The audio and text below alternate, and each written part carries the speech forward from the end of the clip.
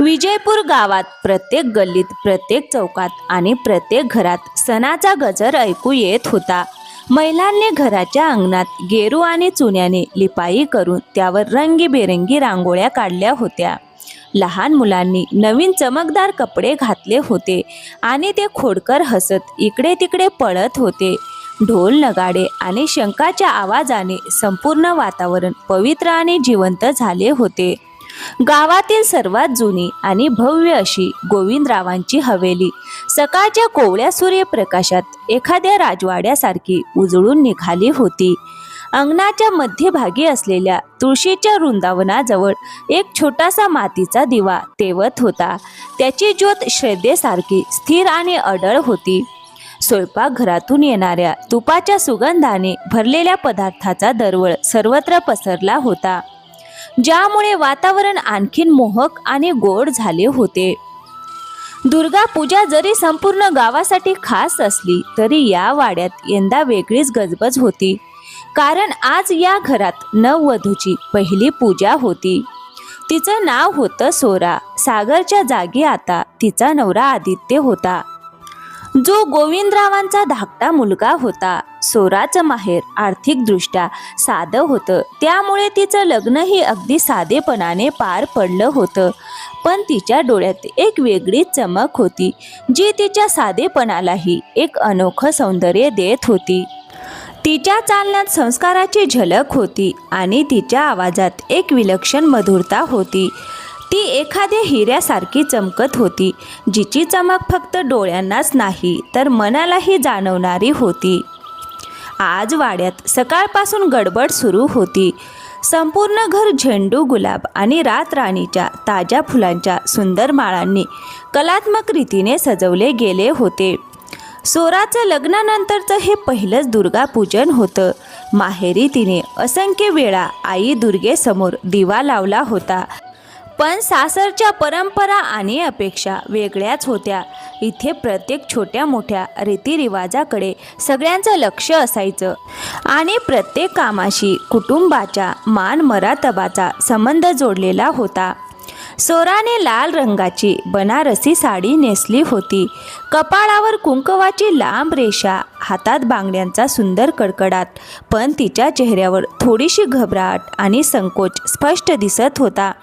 ती अंगणाच्या एका कोपऱ्यात उभी राहून सगळ्यांकडे पाहत होती, जणू काही शिकण्याचा आणि समजून घेण्याचा प्रयत्न करत होती.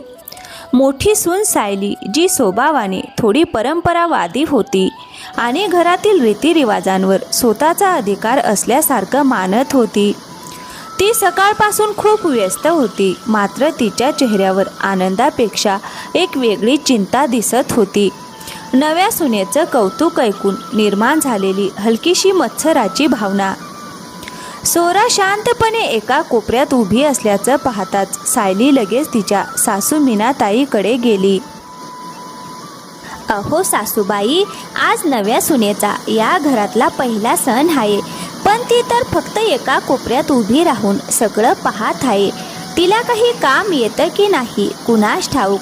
कुठे आपल्याला लाज वाटेल असं काही होऊ नये. अगं सायली, तुझी चिंता मला समजते आहे, पण ती नवीन आहे. एवढा संकोच असणं स्वाभाविक आहे. नवीन घर, नवीन परंपरा, तिला थोडा वेळ दे. अहो सासूबाई, मग काय या संकोचामुळे ती काहीच काम करणार नाही का? पूजेची तयारी तर नव्या सुनेने उत्साहाने करायला हवी ना. अगं, तू तिला काही काम सांगितलं होतंस का जे तिने केलं नाही? अहो सासूबाई, मी काय सांगू, तिलाही थोडी तरी समज असायला हवी ना. हे तिचं माहेर नाही, सासर आहे. अगं सायली, ती आपलीच आहे, परकी नाही की आपण तिच्याशी असं वागू. तिला काही माहिती नसेल तर तिला शिकवणं हे आपलं कर्तव्य आहे. आताच तिच्याबद्दल मनात इतकी कटुता ठेवू नकोस. थोडं संयम ठेवायला शिक. हो सासूबाई. तेवढ्यात गोविंदराव, ज्यांना सगळे बाबा म्हणत, ते तिथे आले. सासू सुनेचं बोलणं ऐकून ते मनोमन समाधानी झाले आणि हसत म्हणाले, अगं, तुमचं बोलणं झालं असेल तर जरा बघा काम किती झालंय. गावचे पाहुणे कधीही येतील, त्यांना वाट बघायला लागू नये. पुढे ते सोराकडे वळून म्हणाले, मुली सोरा, आज या नव्या घरात तुझं पहिलंच दुर्गा पूजन आहे. हे 9 दिवस आमच्या कुटुंबासाठी खूप खास असतात. यावेळी ही पूजा तुझ्याच हातून पूर्ण होणार आहे. सगळी तयारी तुलाच करायची आहे. तू या घराची लक्ष्मी आहेस आणि लक्ष्मीच आई दुर्गेचं स्वागत करणार. हो बाबा, तुम्ही मला सांगा मी काय करू? अगं, सर्वात आधी तू सायली सोबत मिळून देवीच्या आगमनाची तयारी कर. अहो ताई, आईंनी देवीच्या आगमनाची तयारी करायला सांगितलं आहे. मी तुम्हाला मदत करू का? अगं हो, कर ना. सगळी कामं मी एकटीच करायची का? नाही ताई, तुम्ही मला सांगा, मी सगळी कामं करेन.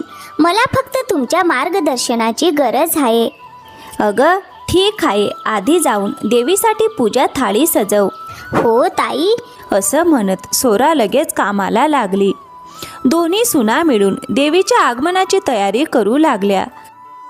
सोरा आपल्या कलेने सुंदर पूजा थाळी सजवू लागली, तर सायली इतर पूजेच्या साहित्याची व्यवस्था करत होती. थोड्याच वेळात अंगणातून ढोल नगाऱ्यांचा गजर आणि जय माता दुर्गा असा जयघोष ऐकू येऊ लागला. मूर्ती आली आहे, ते लोक आले असावेत, आई आली, अशी उत्सुकतेची कुजबूज सगळीकडे पसरली. अगं सोरा, मी खाली जाऊन तिथल्या तयारीकडे लक्ष देते. तू पूजा थाळी सजवून तिथेच घेऊन ये. हो ताई. मग थोड्याच वेळात सोराने सुंदरपणे सजवलेली पूजा थाळी घेऊन आली. सायली देवीच्या स्वागतासाठी पुढे सरकली. इतक्यात मीनाताई म्हणाल्या, अगं सायली, थांब. यंदा सोराची या घरातली पहिली पूजा आहे. देवीच्या स्वागतापासून ते संपूर्ण पूजेपर्यंत सगळी जबाबदारी यावेळी तिचीच आहे. तू फक्त तिची मदत करत जा. सायलीने नाराजीने चेहरा केला आणि मागे सरकली. तेवढ्यात तिची नजर सोराने सजवलेल्या पूजा थाळीकडे गेली. गुलाब आणि जाईच्या फुलांनी सजवलेली ती थाळी अतिशय सुंदर दिसत होती. पण सायली जोरात म्हणाली, सासूबाई, हे बघा जरा, हिने काय केलंय? ही पूजा थाळी आहे की सजावटीची वस्तू? अगं सोरा, इतक्या मोठ्या वाड्यात झेंडूची फुलं मिळत नाहीत का? पूजा थाळी पारंपरिक पद्धतीने झेंडूच्या फुलांनी सजवतात. झेंडूचं फूल शुभ आणि साधेपणाचं प्रतीक मानलं जातं. तुला हे माहीत नव्हतं का? सगळ्यांसमोर अशा रीतीने बोलल्यामुळे सोरा थोडी लाजली. तिची नजर खाली गेली आणि ती हळू आवाजात म्हणाली, माफ करा सासूबाई, मला वाटलं काहीतरी वेगळं करावं. आईला सुगंधी फुलं जास्त आवडतील असं वाटलं. आजूबाजूला उभ्या असलेल्या गावातील बायका हळूच कुजबूज करू लागल्या. अगं, पाहिलंस का? एका थाळीतही गडबड केली हिने. खरंच कुठून आली आहे कोण जाणे. इतकं सुद्धा कळत नाही तिला. ही तर वाड्याची मान मरातब खराब करेल. अगं, वाड्याची सून होण्याआधी तरी काही शिकून यायला हवं होतं. हे सगळं ऐकून सोराच्या डोळ्यात अश्रू दाटून आले. तेवढ्यात गोविंदराव पुढे आले आणि ठाम आवाजात म्हणाले, अहो, शांत व्हा सगळे. देवाला आपल्या भावनेशिवाय दुसरं काही नको असतं. ही सुगंधी फुलंही त्याच्याच निर्मितीची आहेत. सोरा मुली, तू काही चिंता करू नकोस. तुझा भाव शुद्ध ठेव. बाकी सगळं आई दुर्गा स्वतः सांभाळेल. पूजेचा विषय बाजूला ठेवला तरी ही थाळी खरंच खूप सुंदर दिसते. त्यात तुझं प्रेम स्पष्ट दिसतं. त्यांच्या या शब्दांनी सोराला थोडा धीर मिळाला. पण सायलीच्या मनात मात्र मत्सर आणखीन वाढला. ती मनातल्या मनात म्हणाली, कळत नाही हिच्या चुका लोकांना का दिसत नाहीत.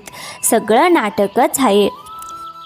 मग सगळ्यांनी मिळून आई दुर्गेची मूर्ती विधीपूर्वक स्थापित केली आणि कलश स्थापनेसह पहिल्या दिवसाची पूजा पूर्ण झाली. पूजा संपल्यानंतर सोरा थोडी संकोचत मीनाताईकडे गेली. काय ग सुनबाई, काही सांगायचं आहे का? हो आई. अगं बोल ना, अजिबात संकोच करू नकोस. आई, माझ्या माहेरी मी दुर्गा पूजेदरम्यान अखंड उपवास करत असे.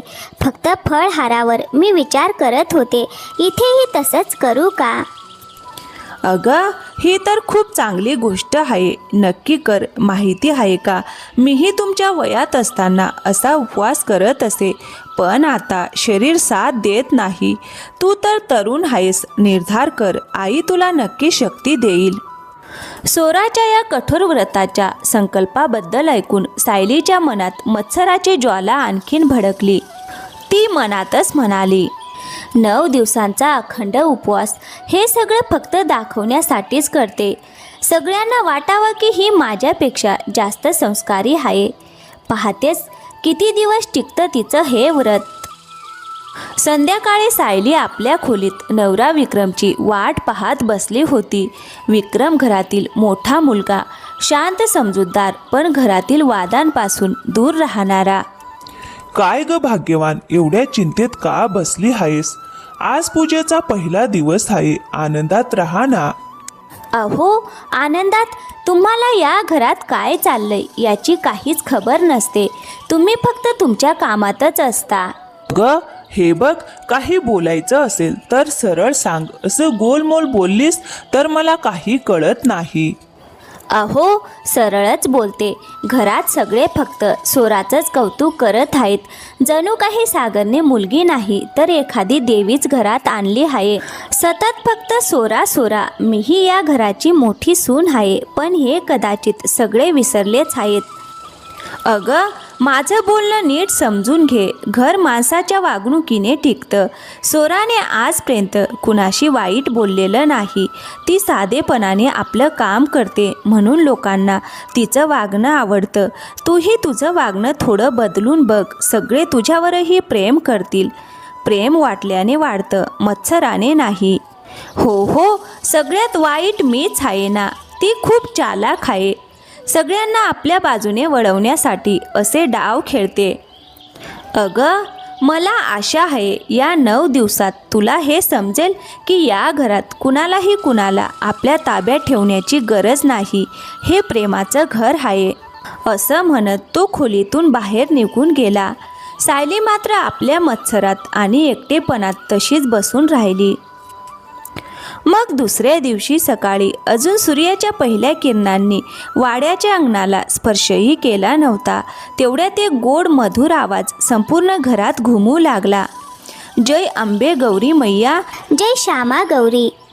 तो सोराचा आवाज होता. ती रोज सकाळी सर्वात आधी उठून स्नान करून लाल साडी नेसून देवीची आरती करत असे. तिच्या आवाजात एक विलक्षण गोडवा होता जो थेट मनाला भिडत होता. ती पूर्ण श्रद्धा आणि विश्वासाने आई दुर्गेची भक्ती करत होती. आरती झाल्यावर ती शांतपणे स्वयंपाकघरात जाऊन सगळ्यांसाठी फळाहार आणि नाश्ता तयार करत असे. तिने आपल्या उपवासाबद्दल कुणालाही सांगितलं नव्हतं, फक्त मीनाताईंना सोडून. सोराला विणकाम आणि भरतकामाची प्रचंड आवड होती आणि त्यात ती खूप कुशलही होती. नवरात्रीच्या 9 दिवसांसाठी तिने देवीच्या वेगवेगळ्या रूपानुसार स्वतःच्या हाताने मखमली आणि रेशमी सुंदर वस्त्र तयार केली होती. प्रत्येक वस्त्रावर नाजूक जरीकाम होतं, जे तिने रात्रभर जागून अत्यंत मेहनतीने पूर्ण केलं होतं. हे सगळं पाहून सासू मीनाताईच्या मनात सोरासाठी एक खास प्रेम निर्माण होत होतं.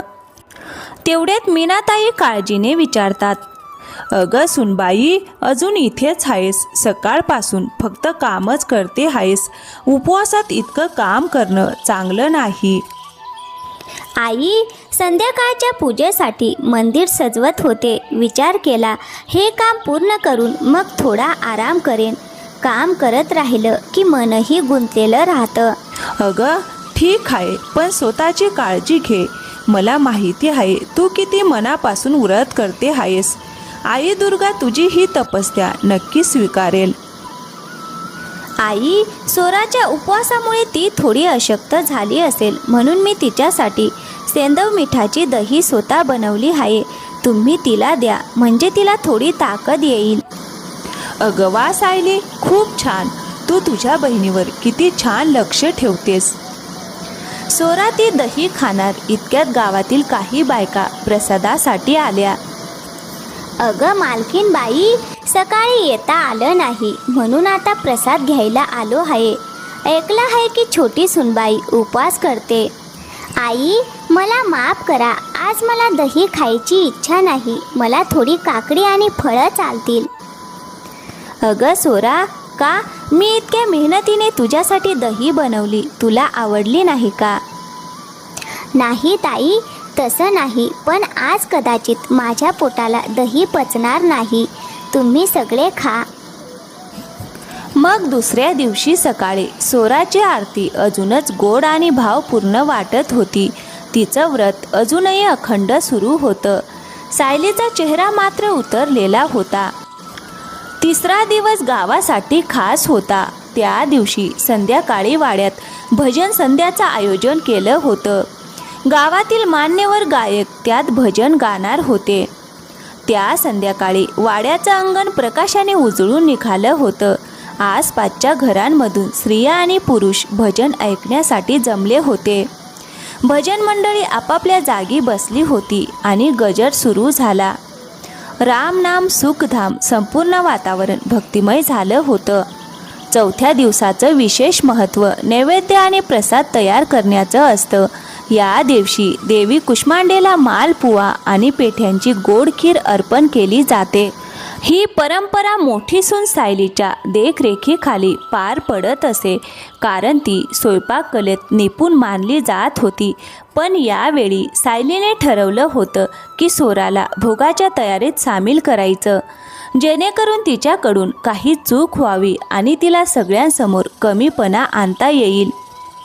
अगं सोरा, ऐक ना, आज भोगाची पूर्ण जबाबदारी तुझी आहे. हा पेठा आणि मालपुवा अगदी उत्तम बनला पाहिजे, कारण तो संपूर्ण गावात प्रसाद म्हणून वाटला जाणार आहे. जर काही चूक झाली तर वाड्याची बदनामी होईल. हो ताई, मी पूर्ण प्रयत्न करेन.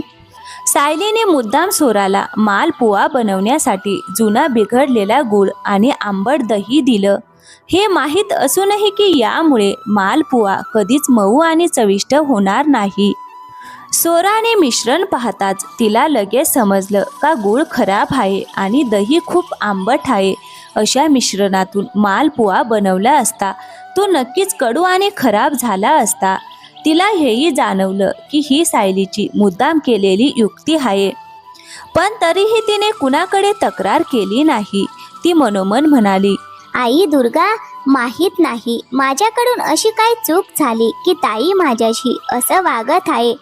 पण आई, माझ्या पूजेची लाज राख. तुझ्या सेवेत माझ्याकडून काही चूक होऊ देऊ नकोस. सोराने शांतपणे ती जुनी सामग्री बाजूला ठेवली आणि शहाणपणाने कामाला लागली. तिने आदित्यला गावातील दुसऱ्या दुकानातून ताजा शुद्ध गूळ आणायला सांगितला.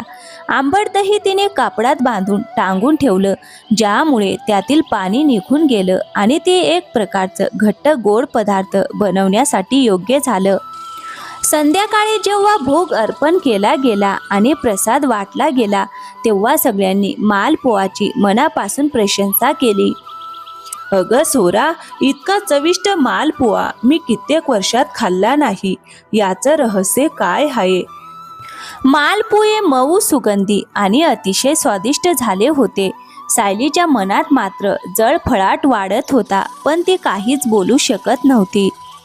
नंतर जेव्हा सायली स्वयंपाकघरात गेली तेव्हा तिने पाहिलं की तिने दिलेली खराब सामग्री तशीच एका बाजूला ठेवलेली होती. ते पाहून तिला जाणवलं, सोरा फक्त भोळी नाही तर खूपच हुशारही आहे. मग 5वा दिवस हा आईच्या ममतेच्या स्वरूपाशी संबंधित होता. या दिवशी वाड्यात लहान मुलांसाठी खास जेवण बनवलं जात असे. सायलीचा एक मुलगा होता, रोहन, सुमारे 7 वर्षाचा. सोराला अजून मूल नव्हतं. सायली अनेकदा तिला टोमणे मारायची. जिचं स्वतःचं मूल नाही, तिला इतर मुलांचं काय कळणार? रोहनही अनेकदा आपल्या आईच्या व्यस्ततेमुळे दुर्लक्षित असल्यासारखा वाटायचा. त्या दिवशी सोराने आपल्या कलेचा सुंदर उपयोग केला. तिने मुलांसाठी बनवलेले पदार्थ फळं आणि भाज्यांनी सजवून त्यांना लहान लहान आकार दिले. हत्ती, घोडे, फुलपाखरं असे विविध आकर्षक रूप दिलं. मुलांनी असं सुंदर आणि वेगळं जेवण कधीच पाहिलं नव्हतं. रोहन, जो आधी उदास बसला होता, तो सोराकडे आला आणि निरागसपणे विचारलं, काकू, हा घोडा खरंच मी खाऊ शकतो का? हो बाळा, नक्की खा. आजचा दिवस तुमच्यासाठीच आहे. रोहन आनंदाने खायला लागला. दुरून हे सगळं पाहताना सायलीच्या नजरेत एक वेगळाच भाव उमटला. सोरा प्रेमाने रोहनला खाऊ घालत होती आणि रोहनही तिच्याशी गोड गोड बोलत होता. हा प्रसंग सायलीच्या मनाला हलवून गेला. तिला जाणवलं की सोरा फक्त घरातील मोठ्यांसाठीच नाही, तर मुलांसाठीही प्रेम घेऊन आली आहे. तिच्या मनातील मत्सर थोडासा कमी झाला, पण अहंकार अजूनही शिल्लक होता. मग 6वा दिवस, देवी कात्यायनीचा दिवस. या दिवशी पूजेचं वातावरण सर्वात जास्त गंभीर आणि शांत असतं. हा दिवस शक्ती आणि न्यायाचं प्रतीक मानला जातो. या दिवशी वाड्याचे जुने पुजारी बुवा एक प्राचीन पितळी आणि अतिशय मौल्यवान कलश पूजेसाठी बाहेर काढतात. हा कलश फक्त कात्यायनी पूजासाठीच वापरला जातो. त्यावर गोविंदरावांच्या कुटुंबाची 100 वर्षापूर्वीची वंशावळ कोरलेली होती. हा कलश वाड्याच्या मान मरातबाचं प्रतीक होता. सायलीने संधी साधत त्या कलशाच्या देखभालीची जबाबदारी स्वतःकडे घेतली. सासूबाई, या कलशाची जबाबदारी मीच घेते, नाहीतर नवीन सून पुन्हा तिची कला दाखवायच्या नादात काहीतरी वेगळंच करेल. हो सुनबाई, हा कलश आपल्या वाड्यासाठी खूप महत्त्वाचा आहे. सोरा मुली, यावेळी तू फक्त पाहून घे सायली कशी त्याची काळजी घेते. पुढच्या वेळी तुलाही करता येईल. हो आई. सायलीने जबाबदारी तर घेतली, पण यावेळी कदाचित आई दुर्गेला काही वेगळंच मंजूर होतं. कदाचित सोराविषयी तिच्या मनात असलेला इतका मत्सर आणि द्वेष आईला सहन होत नव्हता. त्या रात्री सगळे झोपल्यानंतर सायली त्या कलशाजवळ पहारा देत बसली होती. अंधारात तिला नीट दिसलं नाही आणि अचानक तिच्या हातून कलशाला धक्का लागला आणि कलश खाली पडून तुटला. अरे देवा, आई दुर्गा, माझ्याकडून काय झालं हे? ही खूप मोठी चूक झाली. आता मी काय करू आई? ती घाबरून रडू लागली. इतक्यात काहीतरी पडल्याचा आवाज ऐकून मंदिराजवळ झोपलेली सोरा जागी झाली आणि धावत आली. काय झालं ताई? हे काय झालं? सोरा, माझ्याकडून खूप मोठी चूक झाली. अंधारात मला दिसलं नाही आणि हा कलश तुटला. अगं ताई, तू रडू नकोस. आपण काहीतरी उपाय काढू. तू आधी शांत हो. सोराने तिला धीर दिला आणि काही क्षण विचार करू लागली. मग अचानक ती आपल्या खोलीकडे धावत गेली. सायलीच्या मनात विचार आला, ही आता कुठे गेली? आईला सांगायला तर नाही ना? आई दुर्गा, मला वाचव. ही नक्कीच सगळ्यांना सांगायला जात असेल. मग थोड्याच वेळात सोरा परत आली. तिच्या हातात गोंद कागद, माती रंग आणि काही सजावटीच्या वस्तू होत्या. सायली आश्चर्याने तिच्याकडे पाहत राहिली. सोराने पटकन तुटलेल्या कलशाचे सगळे तुकडे गोळा केले, काळजीपूर्वक ते जोडले आणि मग तुटलेल्या जागा लपवण्यासाठी आपल्या कलेचा उपयोग करत त्यावर रंगकाम आणि मोत्यांनी सुंदर सजावट केली. सायली सोराकडे एकटक पाहतच राहिली. तिच्या डोळ्यात अश्रू दाटले होते. कदाचित आतापर्यंत सोराविषयी ठेवलेल्या कटुतेचा तिला पश्चाताप होत होता, पण तरीही ती काही बोलू शकत नव्हती. बघता बघता सकाळ झाली. सोरा पुन्हा नेहमीप्रमाणे पूजेच्या तयारीला लागली. जय अंबे गौरी, जय मंगलमूर्ती. इतक्यात मीनाताईची नजर त्या कलशावर गेली आणि त्या आश्चर्याने म्हणाल्या, अगं सुनबाई, हे काय आहे? या कलशाचं असं रूप कोणी केलं? आई, ती सोरा. अगं सोरा, हे काय केलंस तू? हा कलश कित्येक वर्षापासून जसा आहे तसाच ठेवला जातो. मी तुला त्याला हात लावू नकोस असं सांगितलं होतं ना? सायली लगेच पुढे आली आणि म्हणाली, आई, कृपया सोराला काही बोलू नका. खरं तर मीच तिला सांगितलं होतं. काल रात्री मी कलशाची काळजी घेण्यासाठी जागी होते, तेव्हा सोरा माझ्यासोबत होती. आम्ही दोघींनी विचार केला की ही दुर्गा पूजा आपल्यासाठी इतकी खास आहे, तर या कलशात थोडा बदल का करू नये म्हणून. अगं भाग्यवान, रागावू नकोस. आपल्या दोन्ही सुना अगदी सख्या बहिणीप्रमाणे मिळून या घरात काहीतरी नवीन घडवण्याचा प्रयत्न करत आहेत. आणि त्यांनी दुसऱ्या कुणाच्या घरात नाही, आपल्या स्वतःच्या घरात बदल केला आहे. त्यांना त्याचा पूर्ण हक्क आहे. शेकडो वर्षापासून जे चालत आलंय ते कधीतरी बदलायलाच हवं ना. आणि हा बदल आपल्या सुना करत आहेत, ही तर आपल्यासाठी अभिमानाची गोष्ट आहे. त्या क्षणी सायलीने मनोमन आपला पराभव मान्य केला. तिला जाणवलं की सोराकडे फक्त श्रद्धा नाही, तर अडचणीच्या वेळी उपाय शोधण्याची विलक्षण बुद्धी आणि अप्रतिम कला देखील आहे. मीच तिच्यापेक्षा श्रेष्ठ आहे हा तिचा समज डळमळीत झाला. मग 8वा दिवस उजाडला. अष्टमी शक्ती आणि शांतीचा दिवस. या दिवशी वाड्यात कुमारी पूजेचं आयोजन करण्यात आलं होतं. लहान मुलींना देवीचं रूप मानून त्यांची पूजा केली जात होती. पूजेची तयारी सुरू होती. सोरा प्रत्येक कुमारी मुलीला स्वतःच्या हाताने बनवलेली छोटी छोटी कापडी बाहुली भेट देत होती. तिच्या भरतकाम आणि विणकाम कलेचं सुंदर उदाहरण. सायली, जी आतापर्यंत आपल्या खोलीत होती, धैर्य एकवटून बाहेर आली. ती थेट सोराकडे गेली, जिथे मीनाताई आणि गोविंदरावही बसलेले होते. सोरा, मला तुझी माफी मागायची आहे. तुला थांबवण्यासाठी, तुला कमी लेखण्यासाठी मी खूप प्रयत्न केले. पूजा थाळीवर मी टोमणे मारले. तुझ्या दह्यातही मी मुद्दाम बदल केला. मला माफ कर. मी तुला प्रतिस्पर्धी समजत होते, पण तू मात्र नेहमी मला मोठा मान दिलास. ताई, असं काही बोलू नका. तुम्ही या घराची मोठी सून आहात. मी तुम्हाला नेहमीच मोठ्या बहिणीसारखं मानलं आहे. माझ्या प्रत्येक पूजेत तुमचा आशीर्वाद खूप महत्त्वाचा आहे. मला तुमच्याबद्दल काहीच तक्रार नाही. जे झालं ते विसरून जाऊया. आई दुर्गेने आपल्याला सत्य दाखवलं, हाच तिचा आशीर्वाद आहे. सायलीच्या डोळ्यातून अश्रू वाहू लागले, पण यावेळी ते समाधानाचे होते. मग 9वा दिवस उजाडला. नवमी पूर्णत्व आणि सिद्धीचा दिवस. आता सोरा एकटी नव्हती. सायली पूर्ण श्रद्धेने आणि प्रेमाने तिच्यासोबत खांद्याला खांदा लावून काम करत होती. तिने स्वयंपाकघराची संपूर्ण जबाबदारी स्वतः घेतली, जेणेकरून सोरा आपल्या व्रतावर आणि अंतिम पूजेवर लक्ष केंद्रित करू शकेल. या दिवशी सोराने स्वतःच्या हाताने बनवलेली 9 वेगवेगळी वस्त्र देवीच्या 9 रूपांना अर्पण केली. प्रत्येक वस्त्रात एक वेगळी कथा होती, एक वेगळा रंग होता. पांढऱ्यापासून लाल, निळा, पिवळा असे अनेक रंग तिच्या भक्तीची साक्ष देत होते. अंतिम आरती सुरू झाली. पहिल्या दिवशी ज्या आवाजात संकोच होता, त्याच सोराच्या आवाजात आज आत्मविश्वास आणि प्रेम भरलेलं होतं.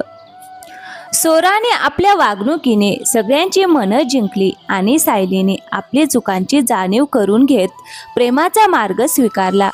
अशा प्रकारे त्या वाड्यात देवी दुर्गेची पूजा फक्त 9 दिवसांची नव्हती, तर प्रेम, समजूतदारपणा आणि एकतेची शिकवण देणारी कायमची ठरली. तर मित्रांनो, या कथेतून आपल्याला एकच शिकवण मिळते, प्रेम आणि नम्रता नेहमी जिंकतात. सोराने कधीही कोणाला वाईट उत्तर दिलं नाही. तिच्या शांत नम्र स्वभावामुळे शेवटी सगळ्यांची मनं तिने जिंकले. तर मित्रांनो, कशी वाटली आजची कथा? आवडली असेल तर व्हिडिओला एक लाईक करा, आपल्या मित्रांसोबत शेअर करा आणि हो, चॅनलवर नवीन असाल तर प्लीज चॅनलला सबस्क्राईब करायला विसरू नका. थँक्यू. धन्यवाद मित्रांनो.